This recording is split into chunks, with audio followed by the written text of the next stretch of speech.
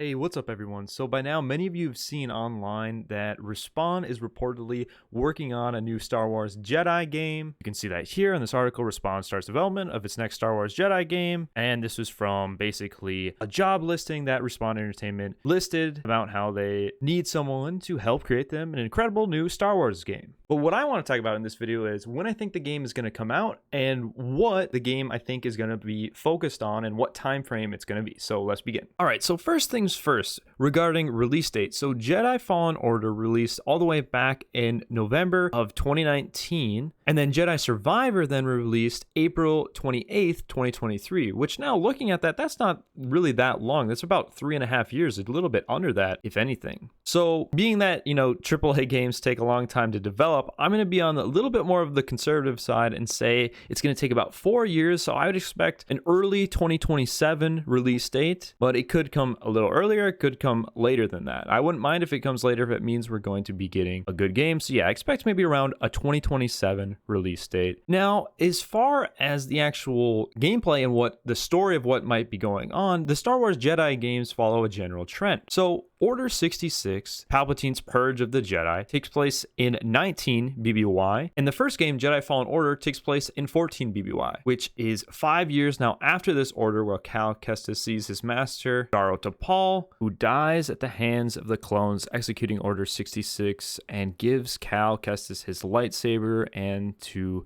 trust only the Force. And most of the game and the gameplay itself takes place during 14 BBY, which is 5 years after Order 66, and Cal's a bit older in his teenager years, young adolescent. And then Jedi Survivor follows this same trend 5 years forward, now 9 BBY, which it takes place to give reference of what's going on in the Star Wars universe besides the game itself. This is the same time frame as the Kenobi show, with lots of Inquisitors still at large and just the overall growth of the Empire in general. So if we're to see this general trend, the third game of the trilogy would release around 4 BBY, which, by the way, BBY is just before the Battle of Yavin. But this being in 4 BBY would put them smack dab in the same time frame as the Star Wars Rebels show that takes place. So that would possibly leave room for interactions between Cal Kestis and Ghost Crew, Ezra Bridger, Sabine Wren, the Fulcrum, Ahsoka. So that could be really interesting if they did some collab with that. So I would say that's the most possible scenario just to follow this general trend. It seems they've been doing 5-year jumps, but being that this probably will be the end of the trilogy, they could go further than that, whether that be part of it takes place in 4 BBY and then they jump later on, or they just start later in general. And I would think if they were to do later, they would maybe do it, say, 10 to 15 years later, or even a bit more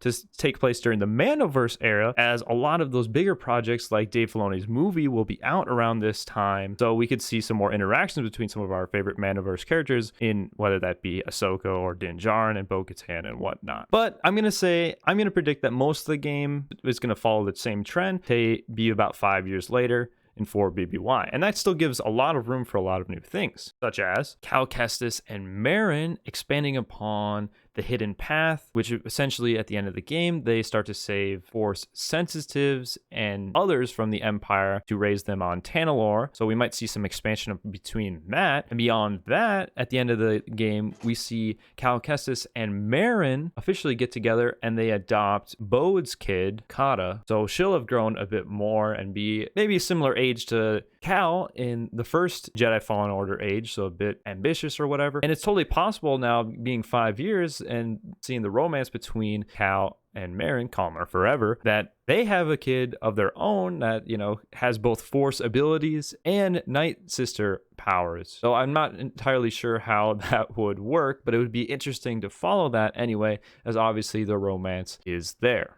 Yeah, I think either way, with this being probably the last game, the end of Cal Kestis' story to complete the trilogy, it would be fitting for the game name to have something akin to that. So we get Jedi Fallen Order, the first game, Jedi Survivor. We see Cal kind of, surviving on his own, obviously. But it would be fitting for the last game to be something like Star Wars Jedi Master. And then we see Cal at his prime, at his wisest, and he's got a lot of things figured out. And we get a good send out to his story. I just hope that doesn't get killed in it, or Merrin doesn't get killed in it, or at least it's not done in a poor way. And it would be cool to see him interact, like we talked about before, with some of those other characters from other parts of the universe, whether that be from Rebels like Ezra or Ahsoka, Din, Bo-Katan, even some cameo like him seeing Kenobi or something like that might be cool if Tatooine were to be in it. Thanks for watching. This is just super exciting that Respawn's working on a new Jedi game, a sequel to Jedi Survivor. I had a ton of fun with Jedi Survivor, and it was a big step up from Fallen Order, so I'll be interested to see how they can continue to improve upon that, because I already thought that game was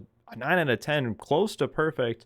A lot of improvements. For me, it would just be, making sure the bug fixes and all that is polished by the time of release, so it feels more finished. But yeah, that's pretty much it. Thanks for watching. Subscribe if you enjoyed. If you could take the 2 seconds to drop a like, it really helps out the channel.